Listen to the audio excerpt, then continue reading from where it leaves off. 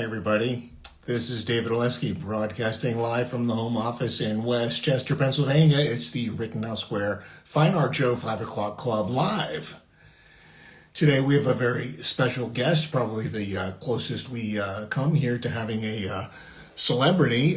But first I want to catch up here. The June show is June 6th, 7th, 8th. The jury results are being emailed out in, I think, in the next hour or so. So then the website will be updated with who's in the show. So the application for that has already passed, and the show is settled, and that's going to be a great place to be. The September show is September 19th, 20th, and 21st. The application is still open on zapplication.org. The deadline for that is March 10th, 2025. So if you're an artist, you want to be aware of that upcoming deadline for the September Rittenhouse Square Fine Art Show, September 19th, 20th, and 21st. Okay, so today's guest, Will Armstrong. He's a man of many talents. Actually, he's fairly famous here in our industry. He had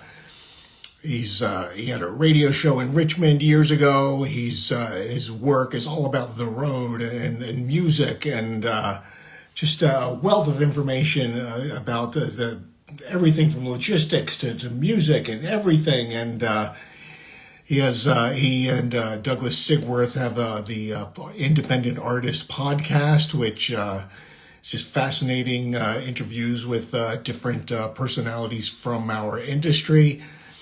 And I wouldn't be surprised if he were to start a series of children's books, possibly the first one titled "Will Armstrong Jumped Off the Roof, Consarnate Mom, So Why Can't I?"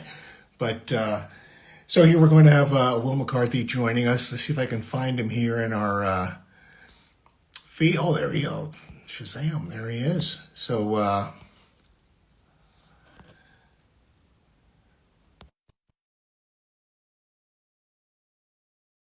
Uh,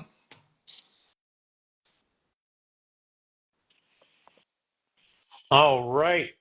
Hi, How Will. are you, David? It's nice to see you. Thanks for having me on here. We flirted with having me on the show for quite a while, and I appreciate you being patient Oh, with me. no problem. I know you're busy. I mean, actually, I was, I think, the first person on your the Independent Artist podcast back during the You were, COVID era. yeah.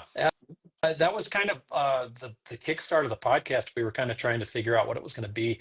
Um, Started out, I thought it was going to be more of like a newsletter kind of thing, so a little clip of you talking, and then cut over here to something else. And I didn't realize what a huge pain in the ass that would be to edit. And so we parsed it down a little bit, and Douglas and I found our groove, and happy that we did. It's pretty entertaining thing to do and be a part of. Oh, it is, and it's fascinating. I love listening to those. They're just it's great. I mean, it's like this. It's just like kind of peeling away the layers and just exposing people to and just digging in deep. I love that. It's really great. Thank you very much.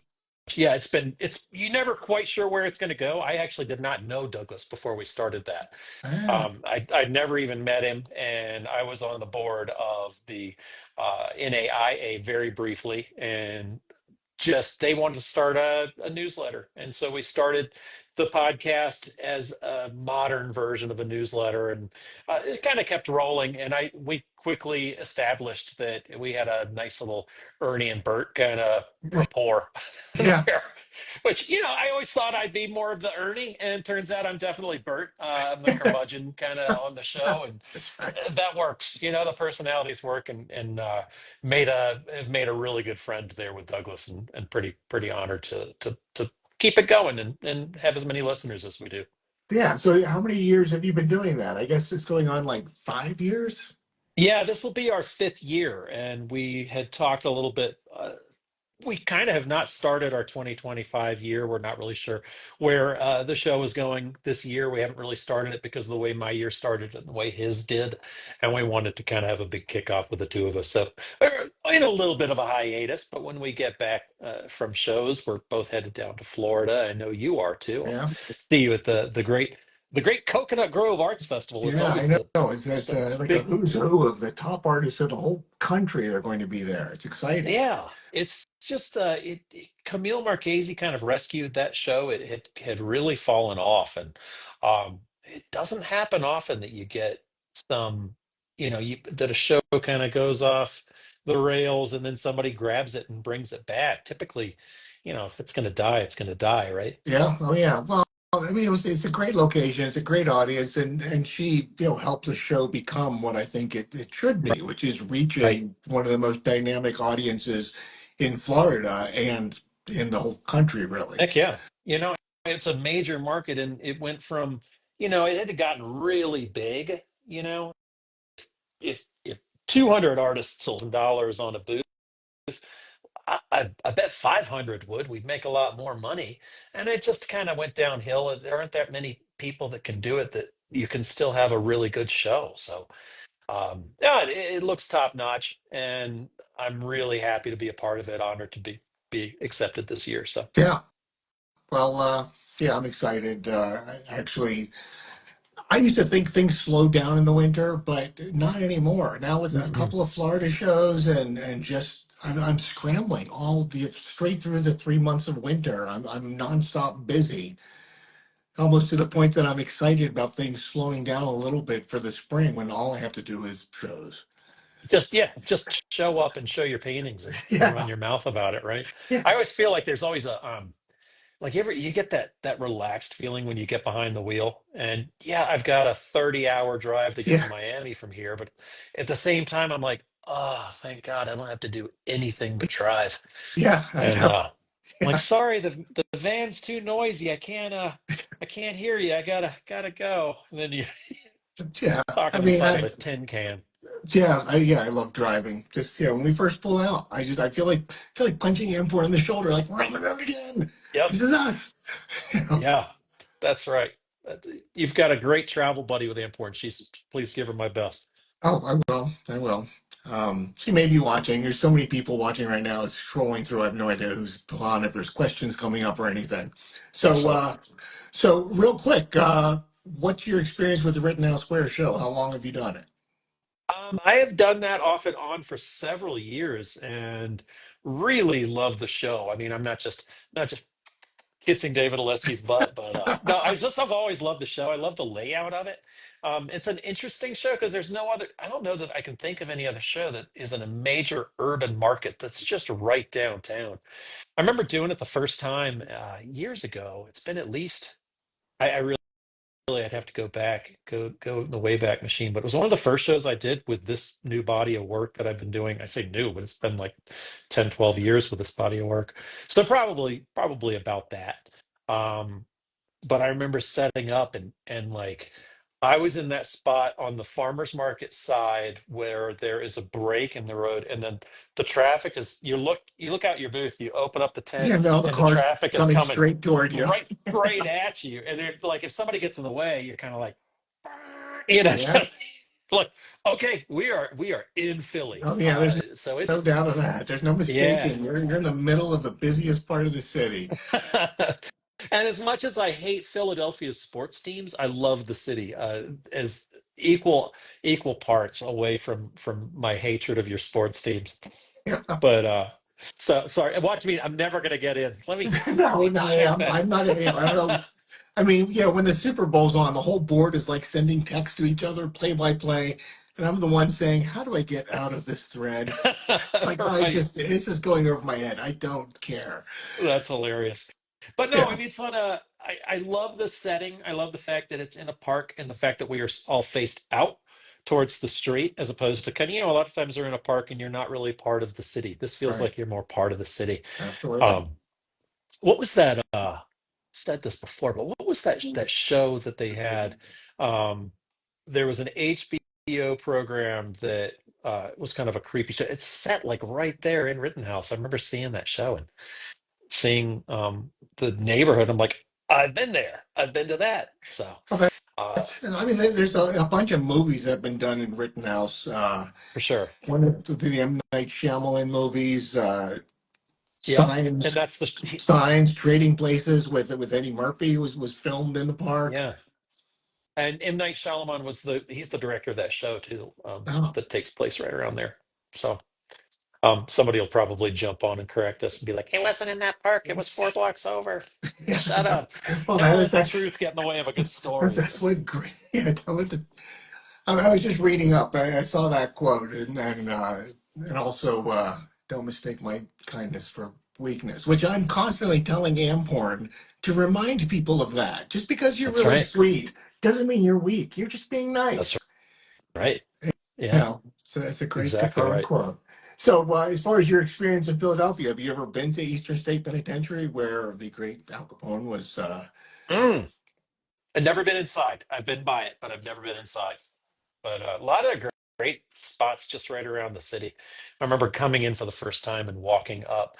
I said the most naive thing I've ever said. You ever go over to Chinatown or this was more of like Koreatown, and I thought there'd been a festival because there was so much trash all over the street. No. So I love Philly. The, the other I was parts like, of the oh, it's city that you would think that there was the aftermath of a parade every day of the so year. they've just had a lovely festival here. They haven't run the street sweeper yet. No, but it's you ever go over to that? There's another spot that I always love when I come into Rittenhouse.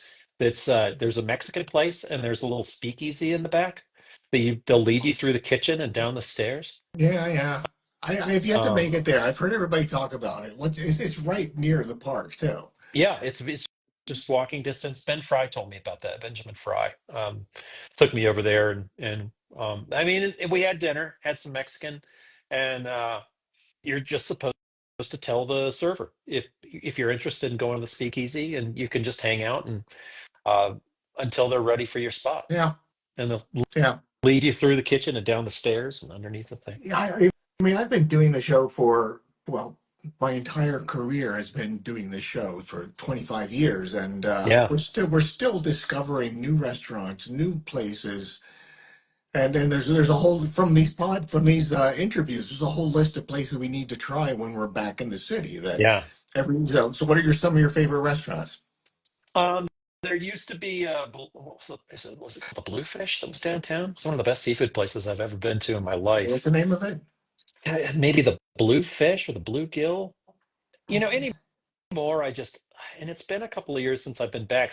I have not been back, unfortunately. I was scheduled to do Rittenhouse Spring, and I was headed there, and that's my right. truck broke down, I remember that. and the I don't know, didn't a tree fall on where my booth was?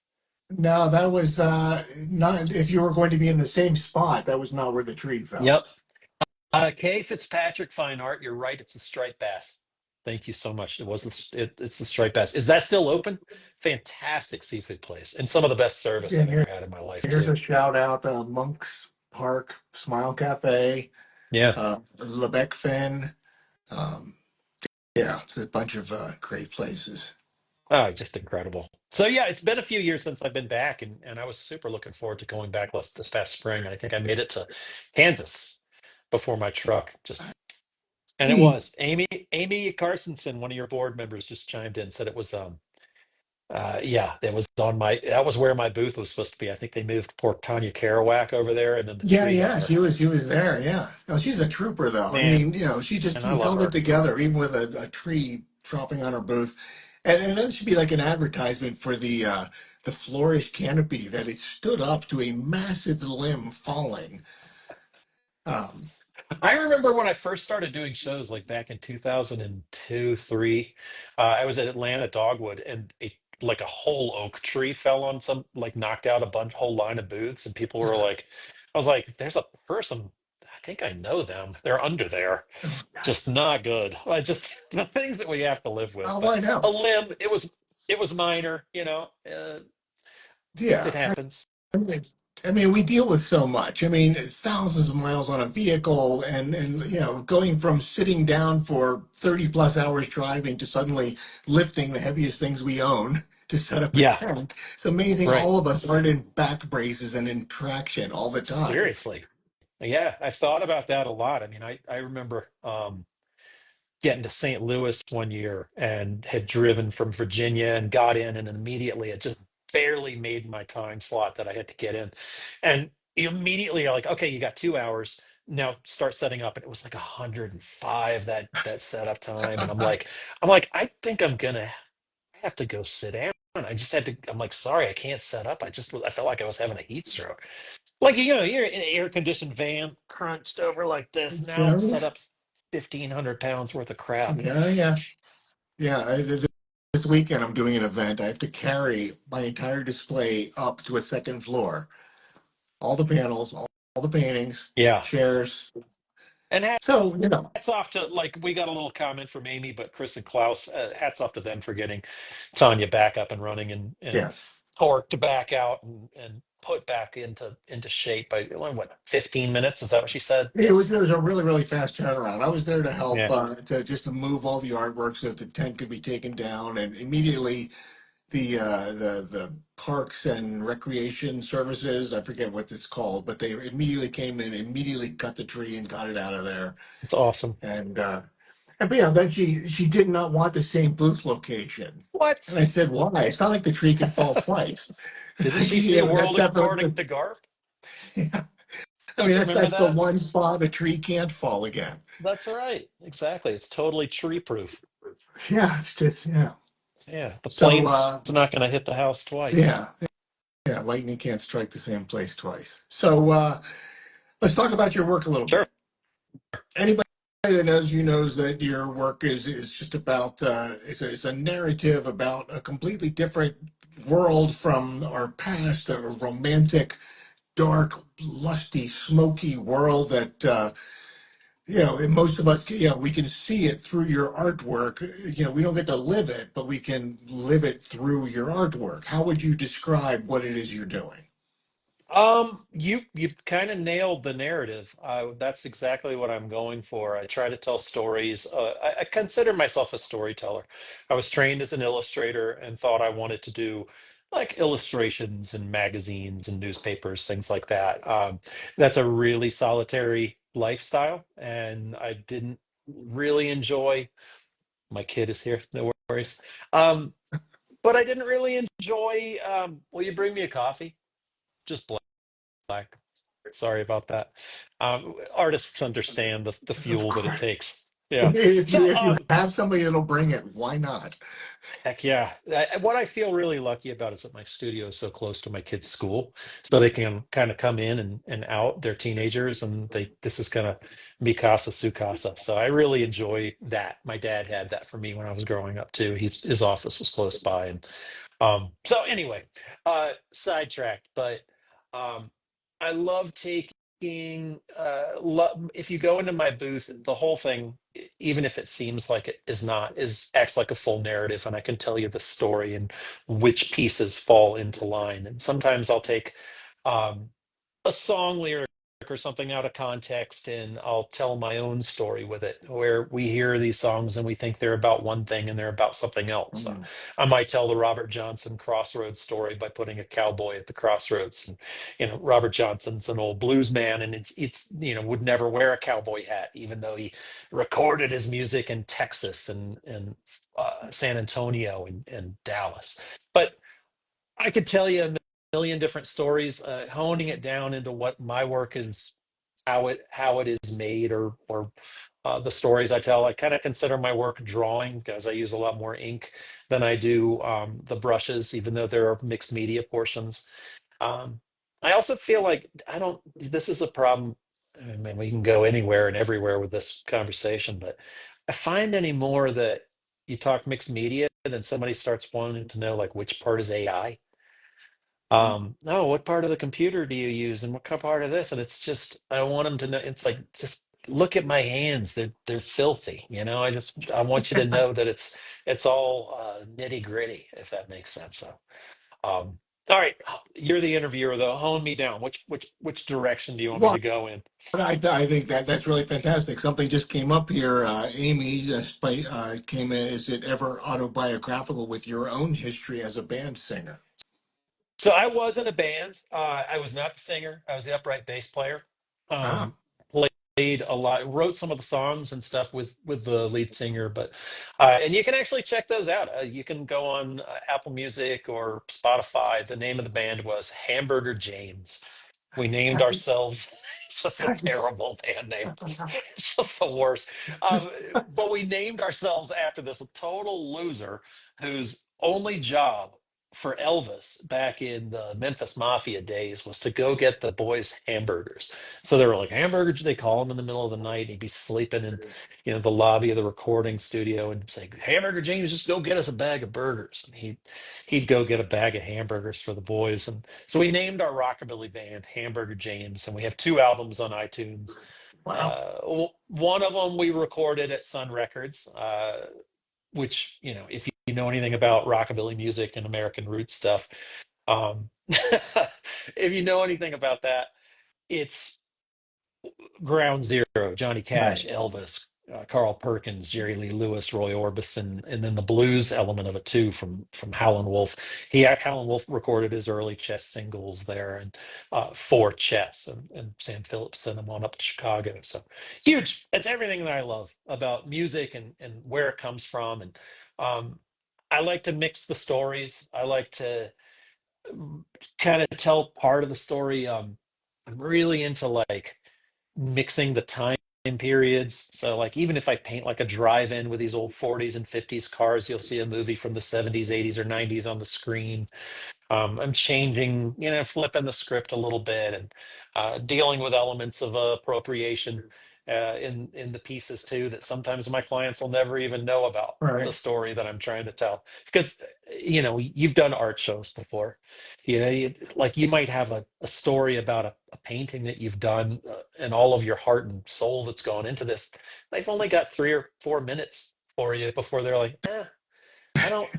You don't want to mess it up too. Yeah, that's too much information. You see them glaze Right. over at a certain You're, point. you're screwing up the sale. Don't tell them what it's all about.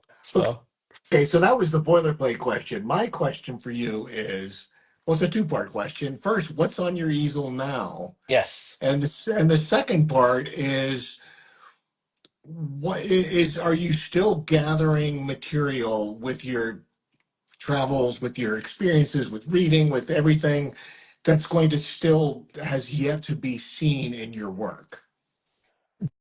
definitely. I will admit to that last year I started getting a little stale with I would revisit some of the same stories, and I felt like it was, I was like, I wonder if I'm doing this, and if I repeat a story that I'm trying to tell, then I feel like like to tell it in a different way and try to bring new things to it. And I was like, "Oh, I'm getting a little stale with the way I feel about it. It's, you run the risk of, like Joaquin Nil said on our podcast, it's like, well, you run the risk of it turning into a real job. I don't want a job. I don't want to be a slave to what people expect from me. So I've tried to mix things up and listen to myself and follow. Um, you know, Even sometimes commissions, like really great commissions, will change your line of thinking on something. That whole thing that I just said about changing the time of my work and changing, okay, well, this guy's from the 40s and this guy's from the 70s and the 80s and the now.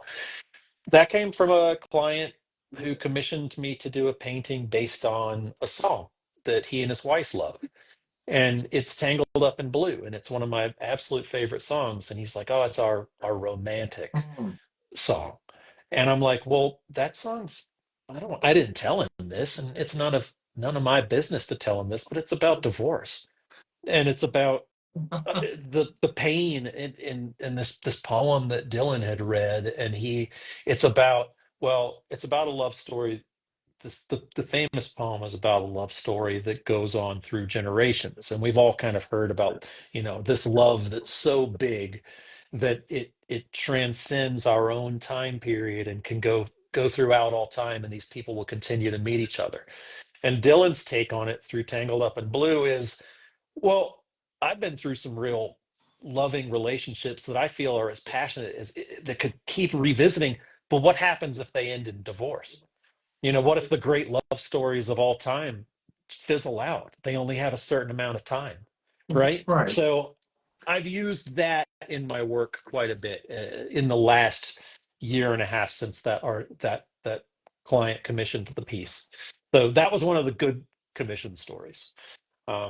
We can all tell bad ones too. I Okay. don't mind. They're not. I don't We think live the and only. breathe the bad Yeah, ones. the bad one. I don't care. I'll tell that story too because he's probably. I don't know if he's actually going to buy it. So f him. And you can step up. Yeah. Right. But so your work, how Yeah. much of it is referring to yesteryear, and how much of it is any of it? It's like this, like Pulp Fiction. There's like modern media, not it's not even modern anymore, but just that it's kind of bridging these time zones, from the past to the distant past, and kind of putting things into like capsules of a certain style. Right. Is your work, how much of that is your work embracing, or are you still really just looking back and just referencing everything from certain periods? Most of that I'd say is it definitely has a vintage feel to it, but it's about the vintage feel that I feel connected to now, if that makes any sense. So it's the music that I love now. So if I say I love the Rolling Stones, then I'm going to tell a story about how they got together. So it's about country and blues meeting in the same painting, and what it connects, and it's white folks like you and me, and it's people of color, and it's everybody mixing into, and it's like kind of a great mix in a great mixing pot. So I try to include those type of things. I had a good friend kind of point out. I try not to ever have in my work now. I try not to ever have just like people of color without my own history connected to it too. So I don't want to just have a story of the blues. I also want to have my connection to it All right. in that thread. So I feel a Interesting. little wonky. Somebody pointed something out to me, it's about appropriation and appropriation of culture. And so sometimes I'll actually tell stories about that. Like here's a modern one that looks vintage, like you were talking about. I've got a guy on a horse at a kind of a crossroads, and a train is going by, and the train has graffiti. He's got a guitar on his back with the rest of his pack, and there's a graffiti going by, and it's done. Well, graffiti is traditionally that's black culture, and Hmm. it's but in the graffiti on the side of the road, I've got a cowboy and he's watching this thing go by, and it's a connection of that, and it says, I heard that lonesome whistle blow, and it's like, well, that was a line from a Hank Williams song that Johnny Cash slightly ripped off for Folsom Prison Blues. So it's like you got Johnny Cash appropriating Hank Williams, you have the appropriation of the graffiti, but you've got country music, which is traditionally known as, white people fodder. And, so I try to tell these. Am I ever going to tell that story in my booth? Uh, Pretty unlikely because I'll F it up, right? Right. you know, I'll screw up the sale. But But just that the story is there, that it is the foundation, that's the content that keeps yeah, you interested in for it, and it adds sure. the complexity that, if somebody says, "What else can you tell me about this?" You can say, "How much time do you have?" I can go on and on. That's right. And typically what happens is I'll use not use, but the only people that'll really engage deeply are the people that know they can't buy it. So like a student will come into my booth and start asking things about the work, and then I'm like, you want to go? Let's go. And I'll get super deep with some high school students or people. And then typically what happens there is that other folks will engage, and then they want to hear it. They're like, oh, this sounds interesting. And um, you can kind of talk to the people that are more mentally engaged with the work, that know they can't afford it yet, and then that brings in the people that maybe can. I don't know. Right. I mean, I never, pass up a chance to talk about what's really going on behind the work to anybody, and especially students, which, younger people, they're more likely to stop everything they're doing and really be listening to you, and they're not going to glaze over. They do have the stamina to keep up with as deep as you want to go. Right. And And a lot of times when the students are in there, they a lot of these bigger shows, it's part of the community, and their art teacher has sent them down to talk about it, like go engage with somebody, and it's like, well, sometimes you'll have a student who's really searching for a story in the art show, and it's fun to engage in those kind of relationships. So in the comments here, Amy just said, "What a good metaphor for the crossroads of past, present, and potential we all as artists walk every day." That's true. I mean, yeah. I mean, it's a crossroads. I think is yeah, it's a great metaphor for so many things. Right. Especially with you with the different aspects of history, music history, and cultural divides that are reconnecting. Yeah. Fascinating. And what too, what how certain songs, like there's when Johnny Cash recorded Trent Reznor's Hurt, Trent Reznor wrote it for look at this, you're an angel, thank you. When Johnny Cash recorded Trent Reznor's Hurt, it completely changed the meaning. Nine Inch Nails song is about heroin use, and Johnny Cash was about losing his wife, and he didn't change a single word in it. So sometimes, I don't know. It's like Ben Fry said one time. He's a good buddy of mine, and he said somebody asked him what a painting was about, and he's always there with a wink and a nod. And he's like, "It's none of my business. You tell me." Like none of Nice. my Real business what this is smooth. about. Yeah, real All smooth. right. Yeah. I mean, so do you ever approach a your easel and say, "What if I didn't have to be Will Armstrong today? What would I do?" Yeah. I've got an abstract painting in the corner of my studio that literally everyone that has walked into my studio hates. Right. I'm like, Well, that means and something. it makes me really enjoy it. I'm like, and well, what part? Most of my daughter's like, "That's not finished, is it?" And then my wife came in. She's like, and she just kind of glanced at it and then just kind of ignored it. It was like, um, it's like somebody was changing in the corner. It's too personal. Like, oh, sorry, I don't want to see that. But yeah, I absolutely do. I am way too controlled with my work. I way too anal retentive, and I've always tried to get it more out there as it goes, and sometimes the water will drip down from. I am either drawing or painting with a rag in my hand at the same time, and I'm rubbing away as I'm putting in Right. lines, and so I'm working with two hands at the same time, and sometimes the rag is a little wet and it lets it drip, and sometimes I'll let the drip stay, and sometimes I'll incorporate that into the next piece. But I know I'm a little anal retentive when it comes to the work. It's true. Well, funny you should say that. Amy, of all people, cornered me and said she wished I had a really long handle on my tools just to loosen up because I'm just choking up so tight with the marks I'm using, Yeah. and I really took that to heart. And I started trying nothing but bigger movements, bigger tools, just everything bigger, Right. and it changed everything. And then now when I go back in with the same size tools, I think about them differently. Hmm.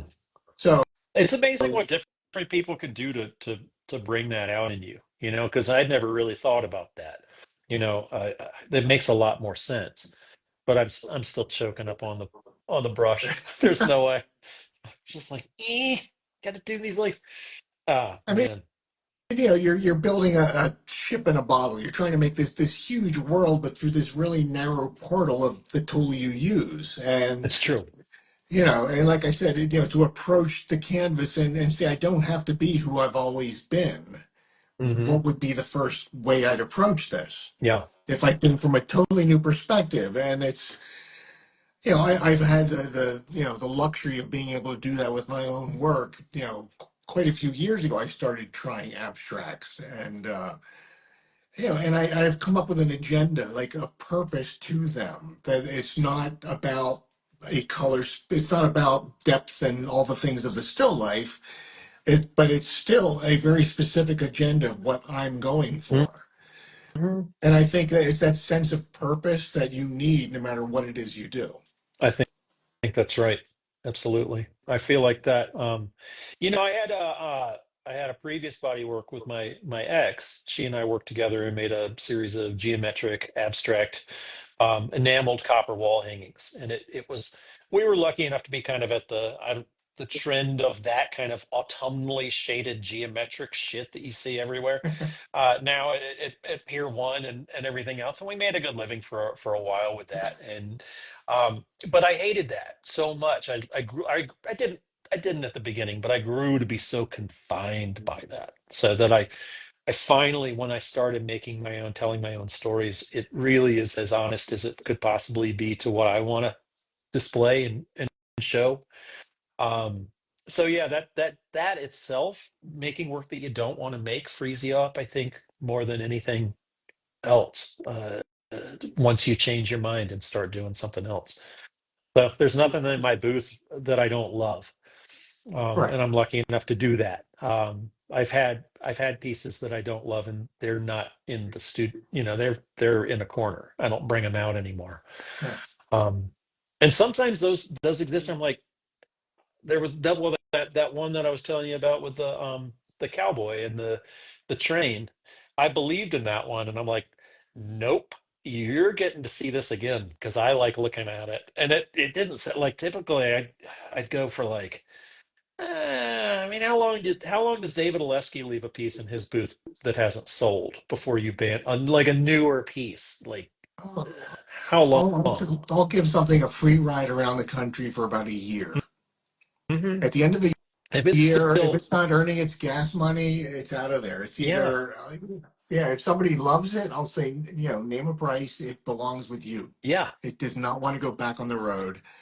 And if nobody ever voices that, then I'll repurpose all the materials. yeah, that's interesting. I had a piece that was like that, and I sold to I gave him a huge payment plan because he finally had a connection with it. But I got weird during COVID on a couple of different pieces. You know, we all had Yeah. time to do it. Yeah. And I treated I was doing a Grimm's fairy tale series, like Grimm's fairy tales meeting kind of my own kind of music kind of thing. And I treated Adam and Eve like a Grimm's fairy tale, and had the snake, you know, digesting the two. Like, there's no way the snake could put up with these two a-holes in the garden. So that's, just it just went dark with it, and you could see through the belly of the snake these two, skeletons holding each other. And somebody finally came through, and he was studying.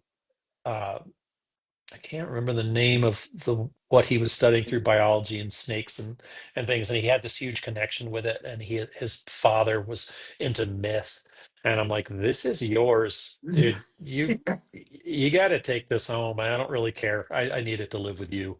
And we met in the middle and found a good price for it. But Yeah. I'm about the same way. I like a year, and then it's like, look, this real estate's it's too expensive. You think about the real estate that we Oh have. yeah, that could be earning its keep, but it's not. And sometimes it's tough. I mean, sometimes there are pieces I feel strongly about, I believe in, that I loved what I was thinking when I was painting it. And then I'm wondering why there's no similar response from anybody, show after show after show. Right. Or the And kiss of death when an artist comes into your booth and you're like, oh, I love this. Like, oh yeah, it's gonna be around forever. yeah, you're not helping at all. Yeah. We're like, well, how about a trade? All right. But yeah, I typically work so big anyway that if a show only sells me a 10 by 10 and it's not a corner, I'm only showing like 4 to 5 pieces. I got two stacked and the other two are too big to, so it's tough. You got to pay your I way. have a real tough time with only 10 by 10, which I mean, funny that I serve on the board for Rittenhouse where we only have 10 by 10s, but Right. you just make it work. But yeah, in general, shows that only allow 10 by 10s, I can't really think, it's like I applied to Old Town. I don't know if they allow bigger than 10 by 10 anymore. Hmm. I don't know. Does Cherry They Creek allow double Cherry Creek spaces? has a certain number of doubles, but they this year I think they were all sold out before they let the regular folks buy their booths. I think I can't speak for them, but when I got my email, it was like you can get on the waiting list for a double if you want, but um, bad chance. Yeah, yeah, you're just I'll happy to take be whatever in. they It's give like, me. just thank you You're for like, we're letting gonna me in. Yeah, exactly. We're going to let you lean one painting up against this dumpster. That's it. Okay. Yeah. Yes, yes, yes, please. Yeah. I mean, Uh, it's tough. I mean, when all your canvases are 5 feet yeah, wide. You can't put two of them on a 10-foot wall. They're Right. touching. It's I've been doing 6 by 4 as my big piece, and I'm like I'm like I gotta make smaller pieces, and I'll do a palette cleanser sometimes, or like a mental palette cleanser where I'll do like a little study or something or a little thing, and I'll stick it in an envelope, and I've got a bin, a flip bin that I'm filling up, and eventually I'll unveil it. But I've been working on it for years. I'm like, nope, not till it's full. I don't want to show 20. I want to show 100 of them. so So are they their own pieces or they're yeah. like blueprints for larger works? Yeah, sometimes yes, yes, and yes. Yeah, sometimes it's just to like I wanted to draw Keith Richards, and then and it's sometimes I'll try to do like look at interviews and things when I'm drawing, so I'm not just like you can't just rip off somebody else's photograph. You're like, Yeah. oh wow, that's wow, Andy Leibovitz did an amazing job on that. Yeah.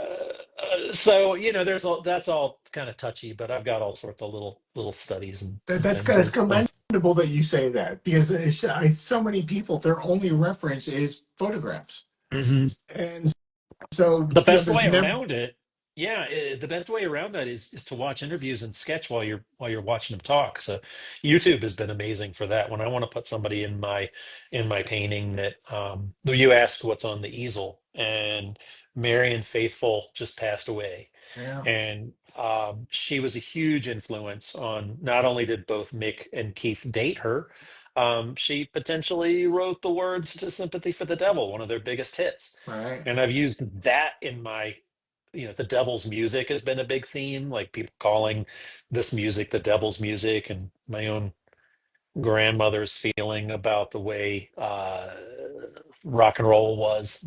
You don't let Catherine and Will listen to this music, and we're like, okay, there's a blueprint for what to listen to. That's right.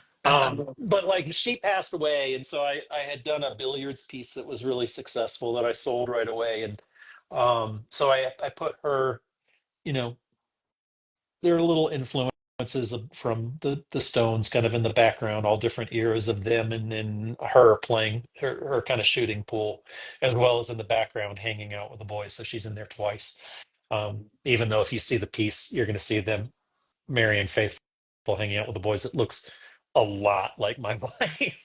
You're like, that's you just you draw what you know. But she makes her way into my work quite a bit too. So the piece is on the easel. Are we going to see that in Coconut Grove Yeah, in two yeah, yeah, weeks? yeah, yeah. Wow. I'm touching up. I'm doing a little red glow around a jukebox, and as soon as that's done, I'm gonna varnish it. I've got steps that I take in my work where it's like I will work a piece to death if I don't have a very set, like I lay the collage down, then I whitewash it, then I do the pencil sketches, then I do my ink lines, then I erase my pencil lines, then I go back and fill the shapes. It's a very graphic novel way of doing the work. It's a very illustrative Right. way. But if I don't, I'm happy with this step, and then I move on, and I can never go back to the pencil. Right. I can never go back to, so it keeps me from overworking things, and that is my instinct. That's good. That says a lot about your work. That is interesting to me. I work like yours that's done on a narrative. It Mhm. looks like it moves forward with the vision in mind, right through to realization. Thank Like it didn't you. evolve as the process. Yeah, yeah, and it does. In the pencil lines, it does evolve. That's where you can get all whatever, Right. or even in the Photoshop form, because I do mock-up in Photoshop first, and I'll draw from that and use that photo reference as what I take forward. So there's the computer for you. There's my, Yeah. but never AI, just my Yeah. clunky, my terrible clunky layers. But that's Yeah. how I I just get through yeah. it. I say that intelligence has no place in my work, artificial or man-made. That's a good line. I like it. All right. Listen for that at your next show. Let's just hope we're not too close. Yeah, we'll hear each other using it. That's right. All right. Well, thank you so much. This was great. Time went really fast. It did. Yeah. This was a pleasure. We broke away from the this is what I always try to strive for in that podcast is just break down the wall and just have a real conversation. So it's been a pleasure. Right. Thank you. Oh, you're very welcome. Thank you for joining us. Thank you everybody for tuning in. Real quick, again, the The deadline for the September Rittenhouse Square Fine Art Show is coming up. That is March 10th. That's next month. And then the June show, June 6th, 7th, 8th, the artist list will be finalized as the acceptance emails go out any minute now. So Will is going to find out if he's there. I'm sure he is. Of course he is. I was I was crossing my fingers. It totally looked like just like that was It did. crossing It's my like, did I fingers, folks. I'm it's like, crossing my yes, fingers, yes, I'll folks. be there. It's like a good, like a nice Johnny Cash moment there. We're like, well, now you're not in. Yeah, as soon Like, as I call mentioned them. him, maybe being in, it's a Johnny Cash moment. So, everybody, thank you again for tuning in, and you can see both my work and Will Armstrong's work coming up in the Coconut Grove Fine Art Show in Miami. If you happen to be in Miami, stop by, come see us, and safe travels, everybody.